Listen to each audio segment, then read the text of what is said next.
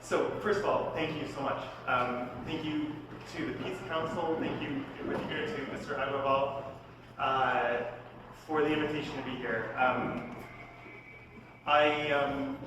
not a Gandhi expert, but I know enough to know this is a huge honor to be speaking on a Memorial Day of his. So thank you so much. Thank you so much to everyone for being here. It's a beautiful day, so this is a sacrifice to come out here. So thank you so much.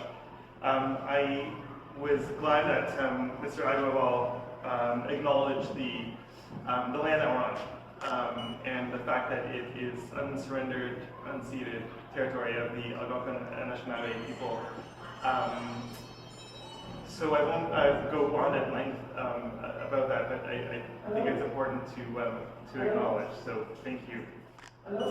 I'm not sure how many of you were here for last year's talk. Bill McKibben is a titan in climate work. I am not Bill McKibben, despite our shared first names.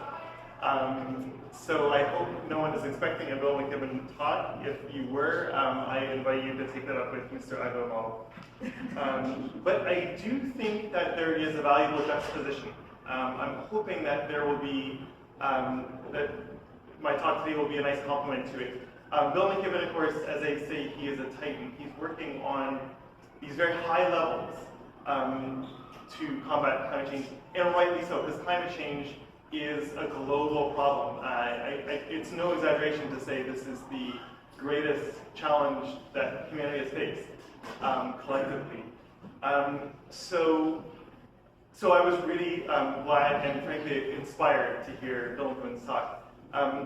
What I'm hoping to do is kind of the opposite, to say why should we even bother in the face of a crisis like the climate crisis that is global. Why should we bother with doing this sort of work at a local level?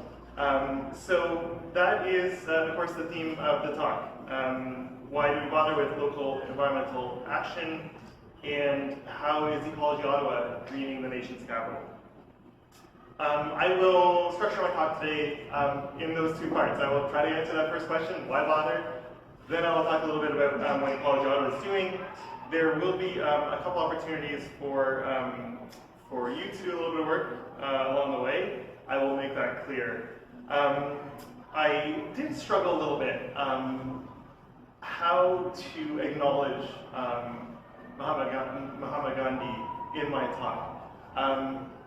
And I decided not to mention him. For one thing, I'm not an expert, so you shouldn't take my word on anything I say about him. But also, my topic is not about Gandhi. But in the reading that I did of his work and of works on him, I realized, this was a really good fit. I'm, again, very honored to be speaking on this occasion, but it's, I think what I'll talk about has a lot of resonances with Mahatma Gandhi. So I'm hoping folks will hear those and appreciate them.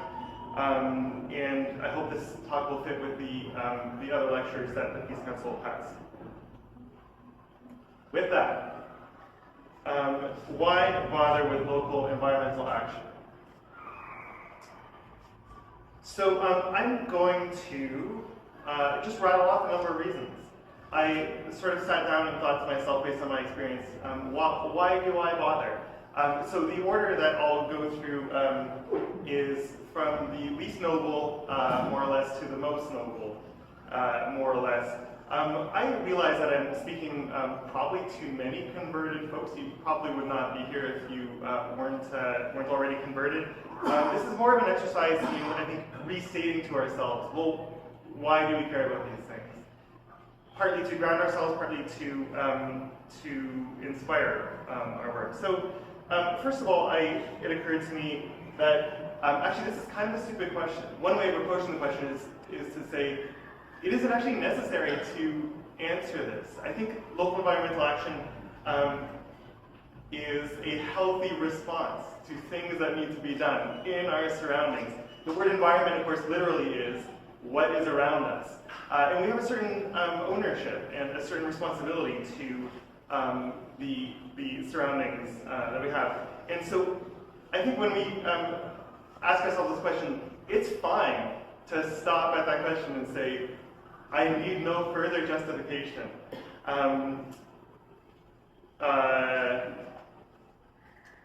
Right, again, I think it's a healthy response to a problem that needs solving in our very territory, the territory that we inhabit. So, secondly, again, going from the least noble to the most noble, taking local environmental action benefits us. We live in our environment. So I took, for example, calling 311 for a tree in our right-of-way in front of one's property. I would benefit from that tree. I benefit from the shade. I benefit from the habitat that joins. I benefit from the property value if I'm an owner. We, of course, also depend on our environment. We depend on the air, on the water, on the soil. And so taking local environmental action can be purely selfish, can be a matter of survival. Even though in the modern world, of course, we introduce separations from these things. For example, our trash, we put it at the edge of the curb, someone comes by, takes it, who knows where, right? We're distanced from that. The water, we draw from the river somewhere else, and it's brought through the infrastructure. Nevertheless, there's a fundamental reality that we depend on our environment, and so taking care of it locally is about our own survival. I would also say that taking local, I missed one. Local environmental action is satisfying, is what I was going to say. Skip the slide here. We get to see the benefits, the fruits of our labors of environmental action. On a regular basis, I planted a pollinator garden, a very small one in the small yard in front of my building. I get to pass by and see the blooms and see the pollinators on it and see the things growing. This is really satisfying. Compare this with taking a macro approach to climate action, for example, or to other ecological crises. That can be more difficult to see, the fruits of our labors. Okay, as I had programmed, local environmental action is also relatively easy. There are all sorts of terrible things ecologically happening all over the world. In the Amazon, in LA currently, across the world. I don't have access to those places. Access is very difficult. I also don't understand those places in the same way that I understand my street, my neighborhood, my community. The resources needed to take environmental action are so much lower than they are, so much lower locally than they are across the world, or even across the country, or even across the province or the city. Right. Okay. Another thing is, so I'm kind of a lazy fellow. If I'm taking local environmental action, I can remain ignorant. So many of the problems that cause the ecological crises that face us are global, are systemic, are institutional. Local environmental action doesn't necessarily require accounting for these systemic causes. You just need to plant some pollinator plants in your front yard. You just need to talk with your counselor about waste. Again, you don't need this macro level thinking. You may also learn something. This, of course, relates to the benefit to oneself that I mentioned earlier. Again, I return to my own pollinator garden, my little patch in front of my house. I have learned what plants grow well there. I've learned what plants the pollinators like. I've learned what time of year they bloom. There's all sorts of ecological things I've learned through taking local, in this case, hyper-local environmental action. I also met folks. As I plant stuff in this patch, folks will stop by as they're walking, and they will say hi and chat. my street also did a block party a couple of years ago. Part of the motivation for me was to just realize in a tangible way how much space a street takes and how much of it we've devoted to car storage, which is really bizarre once you try to put a block party on it. In the process though, I made great friends with my neighbors and with relationships that persist. So we are building community when we're taking local environmental action. Yes, I might benefit, but so might my neighbors. And in this case, the block party, that was one of them. I hope they benefit from my pollinator garden. The benefits to one's community are, of course, great. There's also the possibility that no one else will. I am the most local to my community, except for other folks in my community. I can't depend on someone a community or two over, let alone other side of the city, let alone other side of the province, to take action. I'm best situated. I also understand the dynamics in my community better than someone who's outside of the community. Another reason to take local environmental action. I'm almost through here, I promise. Finally, I live in an ecosystem. I inhabit an ecosystem. We can talk about the ecosystem outside of us, but it really isn't. We are members of an ecosystem. We inevitably have an effect on the ecosystem in which we participate. By taking local environmental action, I am being a responsible member, a contributing member of that ecosystem. Then, just to zoom out a little bit, as I mentioned, the climate crisis is a global problem. This is great, all these screws. Right on here too. The climate crisis is a global crisis. My little environmental action is not going to do much, but if everybody does a little bit, we will go a long way. If everybody does a lot, we'll go even further. So climate reductions are an obvious one. We live in one of the wealthiest nations of the world. Also happen to be one of the highest per capita generators of greenhouse gas emissions. Therefore, the action that we take, which we're able to take because we are affluent, will have an effect. Again, if everyone else does it, all the more. So, I personally feel like that's an abundance of reasons to be taking local environmental action. I hope that, it's tedious, but the sheer number of them is itself compelling. I did want to mention one more that I think is a little bit of a wild card. And this relates, of course, to being part of a larger movement, which is that local environmental action can be tactical, can disrupt the system. Again, the global crisis is a systemic, the climate crisis is a systemic crisis. Occasionally, a disruption in a system can have ripple effects across it.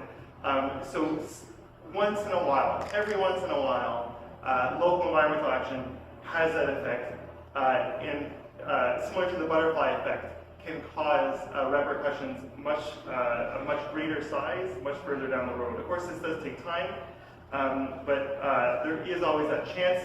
And even if your local environmental action does not have that effect, little is lost. Again, it takes small resources to take the type of actions that I'm talking about today. So that one, if that happens, that's great, but if not, you may have made friends, you may have benefited yourself, you may have been a responsible ecosystem member. So now on to Ecology Ottawa. We are a local environmental organization. We had better have an answer to this. Why do we take environmental action?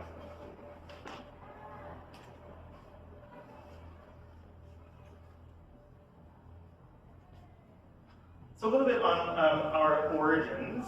I'm told that in 2007, a number of folks got together in a living room and said, look, we have a whole lot of very smart people in Ottawa, but so many are focused on the national level. We are the nation's capital, after all, and a ton of public servants in the federal government. We don't have anyone paying attention to the extent that they should on local issues, working with city council, working with the province to some extent. And so that's where Ecology Ottawa formed. They also, I think there was a recognition of the great natural heritage that we've inherited. Ottawa, of course, is much larger than most Ontario and Canadian municipalities. I don't know if folks have seen that map that has, I think it's Vancouver, Toronto, Halifax, Edmonton, and Calgary, all crammed in the space that Ottawa occupies. It's massive.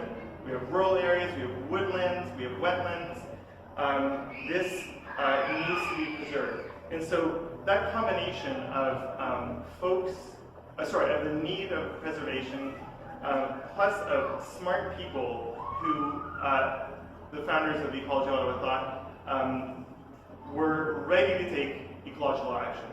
They knew this great natural heritage that we've inherited, and they had expertise of their own. They just needed a little nudge. They might have needed some organization. They may have needed some funds. They may have needed connections to City Hall. They just needed a little push to take local ecological action. So that's sort of the milieu in which Ecology Ottawa started in 2007. Now, our theory of change resides in engagement organizing. For those unfamiliar with this term, engagement organizing is essentially working with people to address the problems that concern them. So it distinguishes itself from other organizing in that it is bottom up rather than top down. It's not people saying, look, here's a problem that you should be concerned about, and here's how you should address it. It's more, okay, you clearly care about these things. How can we provide just those nudges that it takes? Again, whether it be a small amount of funds, whether it be direction, anything like that.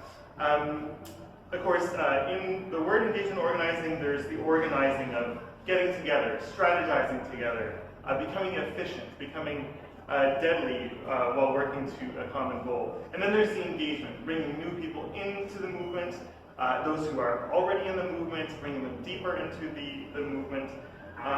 And so this is what we're about as an organization. It's working with folks who already want to take action and just need that little push.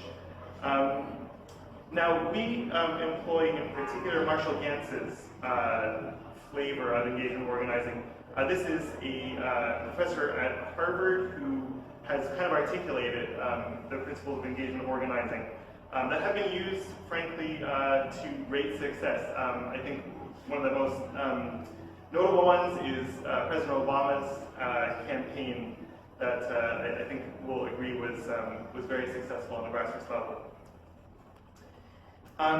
A really important part of Marshall Gantz's approach to engagement organizing is what's called the Gantz public narrative framework. So there you see story, right? Narrative embedded. So what is story? Story is a number of things. Story explains something. Certainly it explains events that occur, but it also explains values. It explains the motivation for something. Story also brings people into a world of sorts. Story brings people together into that world. Again, it provides a motivation for action. So Marshall Gantz articulated three types of story in particular. Story of self, story of us, story of now. Briefly, this is what each of them are about. Story of self is simply, who am I? What am I doing here? Why am I doing the things that I'm doing? What's my origin story? Story of us is, well, who are we as a community, as a movement? What brings us together? Why are we working on the things together that we're working on. And story of now is, what's the present crisis? What are the present circumstances? What are the problems that need addressing? I've tried to represent how they're all connected here, these three stories. They're continually restated. So again, if none of this is new to you, that's okay, because we continually restate to ground ourselves, to orient ourselves, and they continually mutually inform one another. So I thought I would give a quick story of self for myself. Now, of course, anyone who is doing ecological work or any kind of organizing has a long story of self. I'm just going to pick a particular moment where I was tipped into advocacy. So my whole life I have gotten around my bike. I'm too impatient to walk. I'm too lazy to be bothered with a car. I'm too impatient to wait for transit. So biking, it's the most efficient. I was living in Michigan, though, and of course folks know Michigan as the Motor City, and they love their cars, to the detriment of many, many other people. And I found that day after day, heading into work, I was taking my life in my own hands. I was stressed out, I was bothered to no end, to the point that I said, I need to do something about this. So I looked up my local advocacy organization, walking and biking advocacy organization, and I showed up to one of their meetings. And that's what I said. I said, I'm ticked, and I want to do something about this. That was it. That's all it took. At that point, they said, well, first of all, I should say, the reception was warmer than I ever expected. And I found folks just like myself. They too were bothered and wanted something to do about it. They also had practical ways for me to take action. And as anyone who's volunteered with a nonprofit before knows, there was plenty of need for whatever work that I was interested in doing, and plenty of latitude for me to do it. And as I worked, I became further exposed to a new world, a way that things could be different, and as well as the systems that prevented this world that could have been. I grew in community, I grew in knowledge, I grew in my own abilities to take action, and then I started watching city council meetings, and then I was hooked. So that's all it was. I was radicalized in the very first step of my formal advocacy journey by just trying to get from A to B, saying this is not working, and showing up at my local advocacy organization. After that, one thing led to another, and here I am working for Ecology Ottawa. That's a story for another time. But my takeaways from this are that, so to return to the question, why take local action? I was immediately offered practical things to do in my community. I was given community of like-minded people working toward a common goal. They needed me. They were low on capacity. I was able to provide some help. But I needed them as well. They gave me an opportunity to act on the things that were so frustrating me and frankly endangering my life. So to be sure, we didn't solve the problem of accessibility and of mobility in the United States, let alone the world. But we did, I think, make a few things a little bit better, and that was really good. Okay, this is a little bit perhaps unusual, but it wouldn't be Ecology Ottawa if we didn't try to bring people together and share stories. So I am going to invite everyone to do three things. First of all, take 30 seconds and think about your story of self. This could be why I am taking ecological action currently. It could be what even brought you here today to a lecture on ecology. What radicalized you to take any sort of action. So take 30 seconds to think about that. Find someone close to you, of course we're all interested in local, but someone you don't know, and explain that story to them. I'm going to say a minute and a half for that, and then the other person explains that story. So, quick, take 30 seconds to think of it, and then we'll do a little bit of sharing. Go.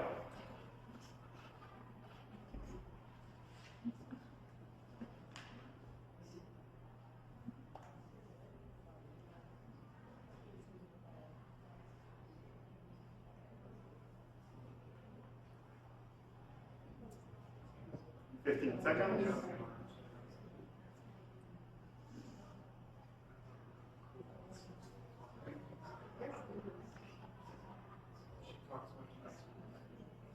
Okay, now find someone that doesn't know your story itself and explain it to them. Go. I'll let you know when 2 minutes are up. And then you'll switch.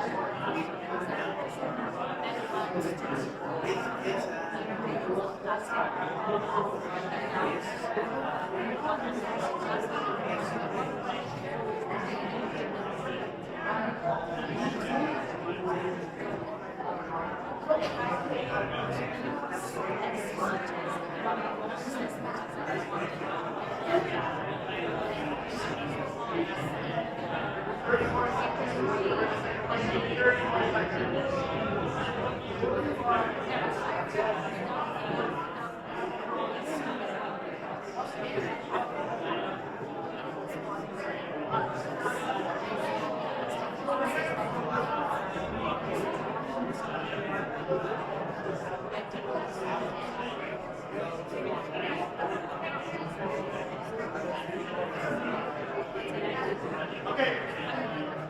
that's it.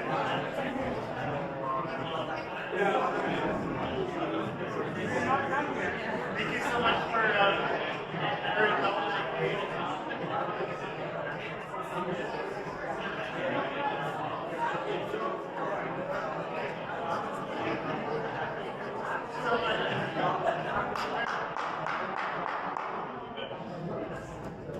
Okay, good. Thank you so much, everyone.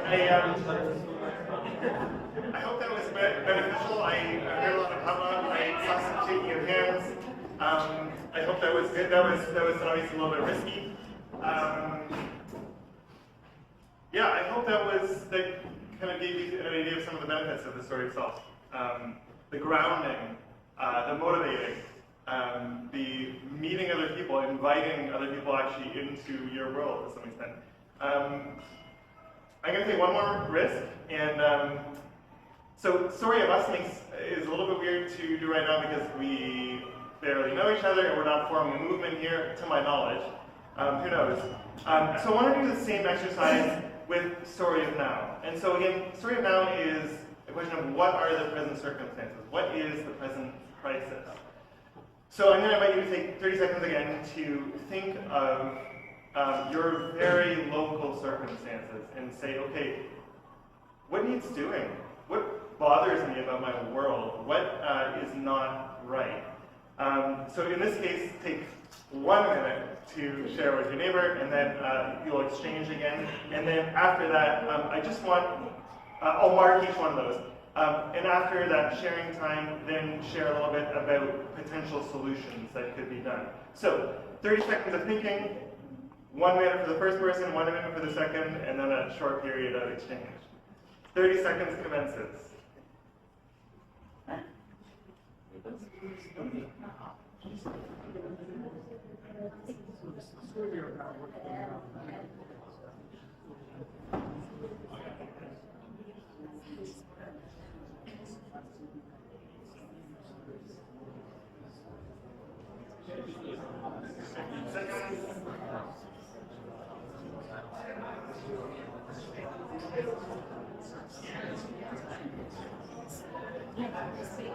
Okay, start exchanging. First person, 1 minute. You want to start this?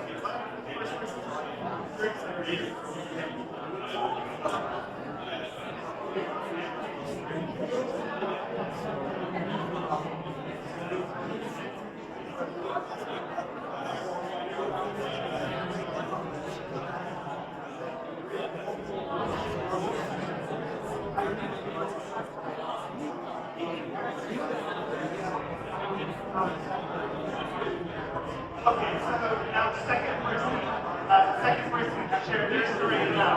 Go.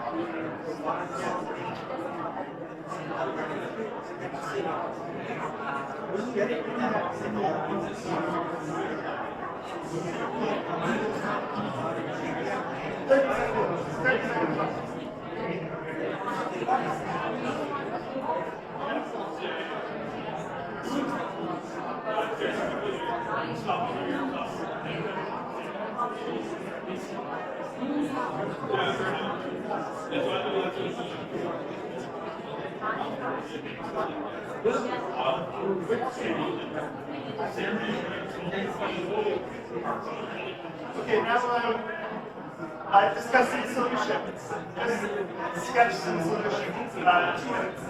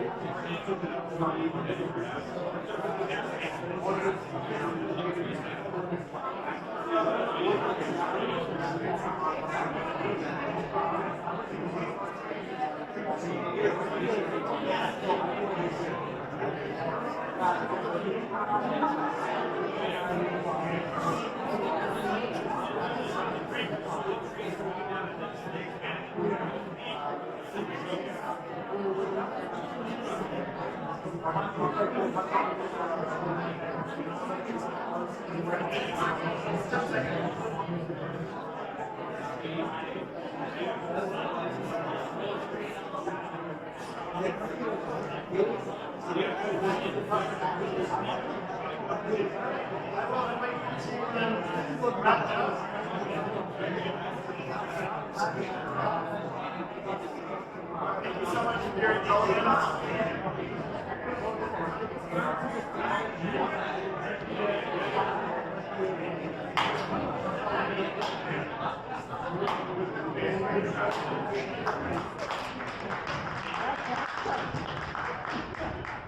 That wasn't actually slow clap. That was you just trying to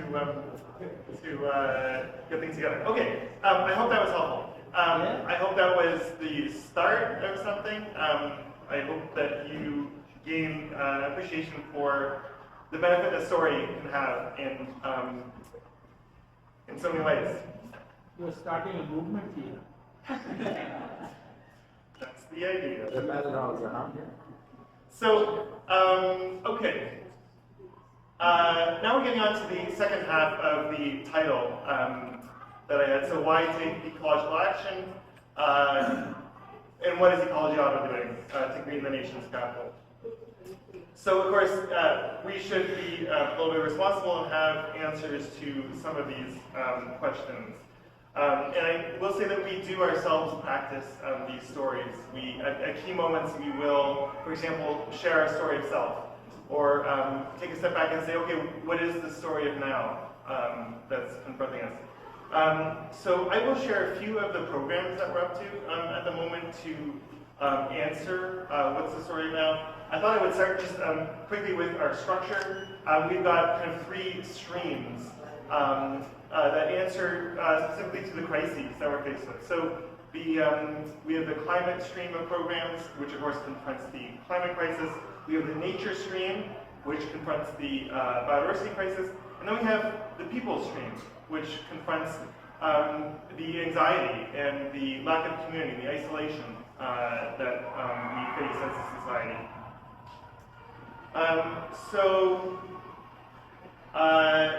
The first program that I wanted to speak about is our 15-minute neighborhood program. Now I'm going to try as much as I can to present these programs in the context of the story. We'll see how successful we are. I am.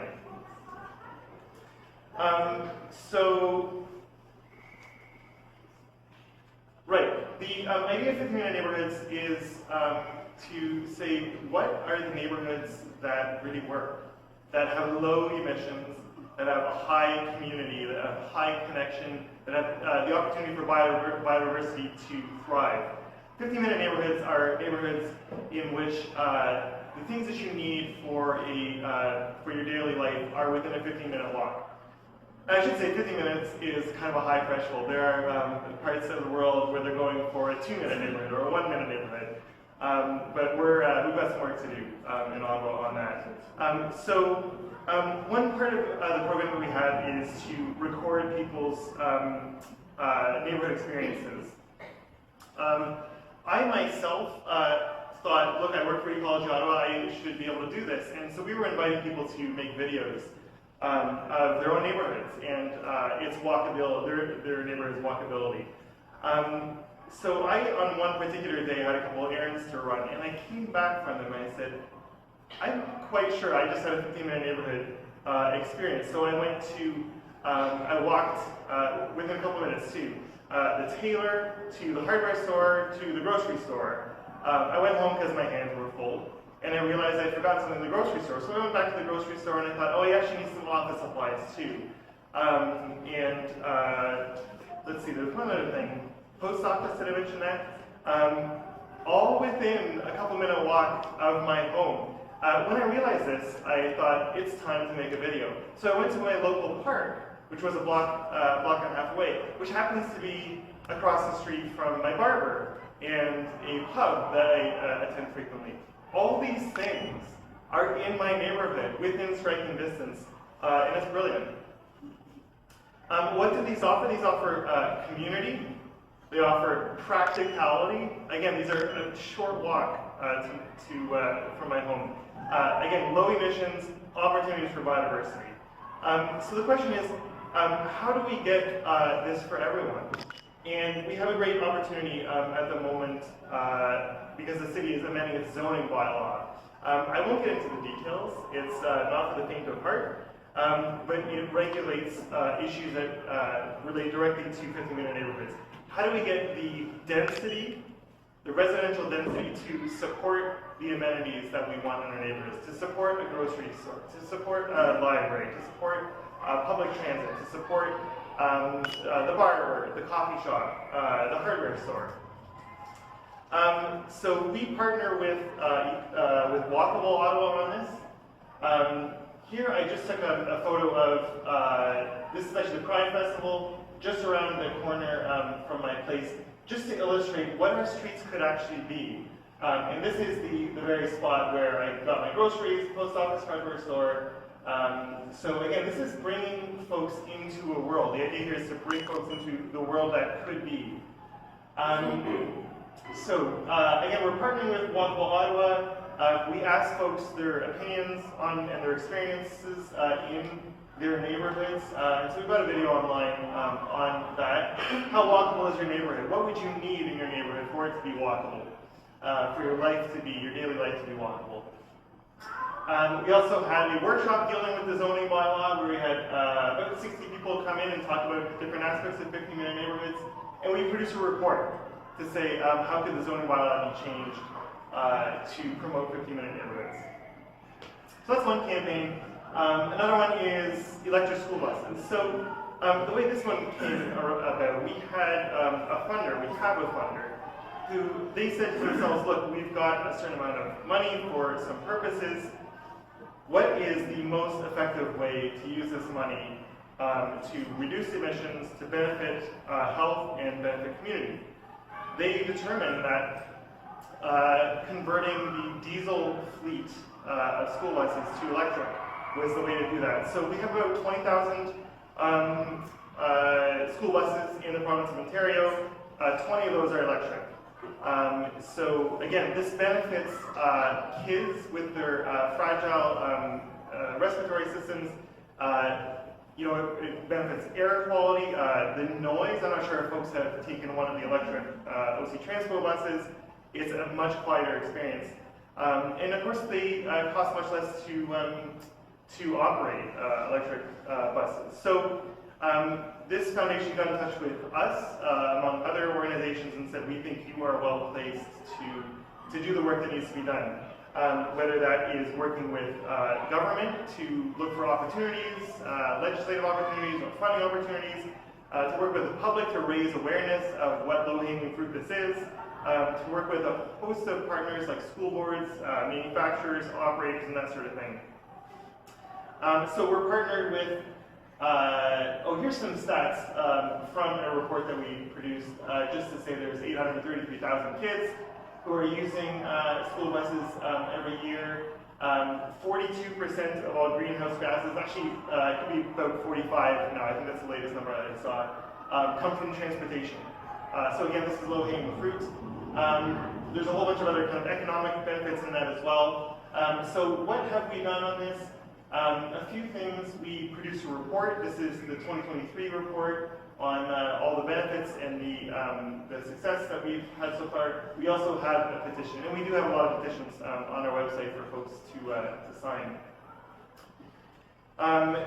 So I should mention the funders in that case are Green Communities Canada, Trottier, and Echo Foundation. I should have mentioned also the funder for 15-minute neighborhoods is Ottawa Climate Action Foundation. Another one of our programs is Ecology Ottawa. So this is working specifically with youth. As I mentioned, we have a mental health crisis on our hands. Part of that is the climate crisis and the very real dangers and threats that come with that. So what we've done is empowered youth to identify ecological actions, ecological problems in their communities and take action on them. We've got a few different ways of doing that. We have a youth council we formed that's got about 12 members. I've actually got 9 of them was all I could fit in this shot. They meet on a monthly basis, and not only do they identify ecological issues and ways to attack them, but we are developing presentations for them to give in local schools. We frequently get asked at Ecology Ottawa, can you please present on ecology in our elementary school or high school or middle school? We can't meet the demand, but these folks can. So we're training them to give presentations, not only to schools actually, but to city council as well, to city committees. We also, here's on a call, my former colleague Sana is presenting here on a emissions calculator that she's got some acquaintance with that just kind of charts the different scenarios if we actually took action on the climate crisis. Besides the council and the presentations that they offer, we had an eco-summit with youth. So it wasn't just the council that was invited, youth across the city were invited. Now, we had a number of speakers. Actually, this is one of them. A very interesting case where they are taking on the provincial government for not taking climate action. So that's Alex Neufeld, who actually worked with us for a summer a little while back as well. But then we asked the youth participants to identify problems in their community and ways to attack them, which should sound familiar to you by now. So this is our Eco Youth program. We also have pollinator gardens that we are planting in conjunction with youth groups. And we have awards to honor youth who are already taking action. I also wanted to mention the People's Official Plan Coalition. So this came about when the city's official plan was being written. I'm not sure if folks are aware of the document, the official plan. It is exactly as it sounds. It is the plan for the entire city. How land is going to be used, our principles for growth, transportation, green space, everything like that. A few folks, including Ecology Ottawa, noticed in 2019 when the principles for the official plan came out that there was nothing on climate in it, which is just ridiculous. So they got together and produced a declaration on climate to address the city council. And out of that was born the People's Official Plan Coalition. So the idea here is that, yes, the city may produce an official plan, but we are producing one as well, and we are holding the city accountable to its commitments. So this is currently has 26 organizations. We meet bi-weekly to discuss issues of concern across the coalition. I should say it's no longer simply climate and climate justice. We are interested in food security, we're interested in equity concerns, we're interested in housing and homelessness, affordability, livability across the board. So it's a really good group. We also offer, okay, so this is one of the bi-weekly meetings with the good folks of the coalition discussing issues that came up. We also offer workshops. This is a workshop that we held last fall on the municipal budget, just to share information about the budget and then how people could take action. And this is a meeting that we had with the new head of the Strategic Initiatives Department. And so this is illustrative of our communicating with city officials to make sure that they are doing the best that we can make them do for our ecosystem. Quickly, I want to mention Bird Friendly Ottawa. This is a coalition of a bunch of folks who said birds are under a bunch of threats in Ottawa. There are 2 million individual birds nesting in Ottawa on an annual basis. Millions migrate through our city, especially because we've got these water courses that they like to fly along. Approximately 250,000 birds die annually just from window collisions in Ottawa alone. So we joined with a few organizations, Safe Wings Ottawa, Fletcher Wildlife Gardens, Ottawa Field Naturalist Club, and we put together a petition. We have a petition here that works toward land conservation, high performance development standards that would ensure that we have glass that prevents collisions, education on cats. Cats actually kill the largest number of birds, typically in North America, and a few other things on that. We also had a luncheon with some councillors who were very interested in becoming a bird-friendly city. And let's see, go too far back. And we occasionally have bird watching events. So those are our major funded programs. I wanted to just mention the reactive work that we do. When things come up to the city, when decisions are being made, when there are crises in the city, we try to spring into action. A couple examples of this, I don't know if folks have seen in OC transport facilities, the use of salt is egregious, which is why we are salty. This is just a good illustration of the excessive use of salt here. And so we're mid-campaign on this one. We're asking folks to just submit us images that they've taken of salt in OC transport facilities. This is another illustration in the bus stop, and here's another one just outside a station. All of this goes into our streams and rivers and kills wildlife. That's all there is to it, and it lasts all year round. Ottawa Riverkeeper has shown the persistence of salt in the ecosystem. Also, it goes into the soil, of course. So just a very bad thing. So we're mid-campaign on that one.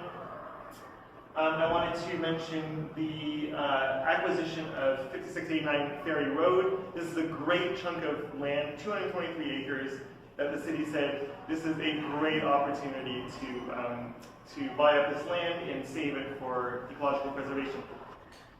As it happens, the purchase was blocked by a number of councillors and it didn't go through. This was about a week ago. So there's more information on our website on this. We just tried to mobilize people around it to say, hey look, you may not know about this issue. You need to write into your councillor, write into the mayor to say this should pass.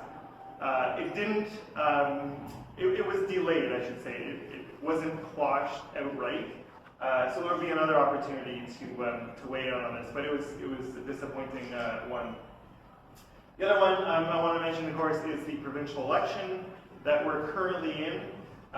We just invited folks to say, hey look, we want to develop an ecological platform.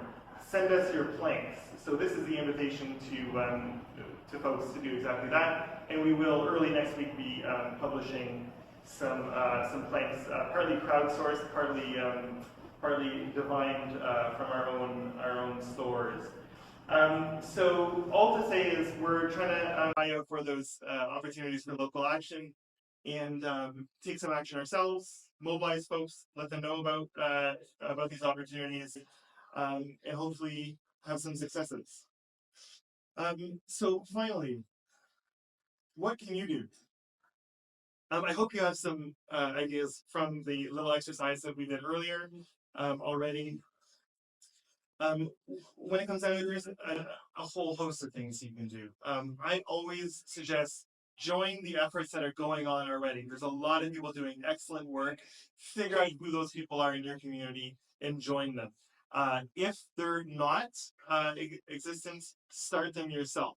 A great way of doing this is being in touch with your community association.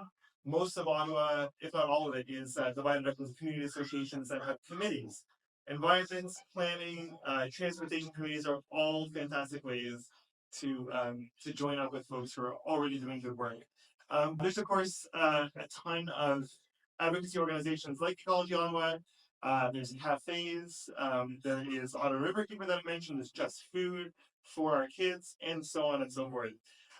You could of course donate to those organizations. We're always happy to receive financial support. You can share the work that they're doing. We had a ton of people share about the 5689 Ferry Road purchase. We had a ton of people share about the salt campaign that we're doing. Just promote their work and the opportunities that you have. I also wanted to mention observing biodiversity, whether that's if you have a yard, whether there's a park close to you, even on your street.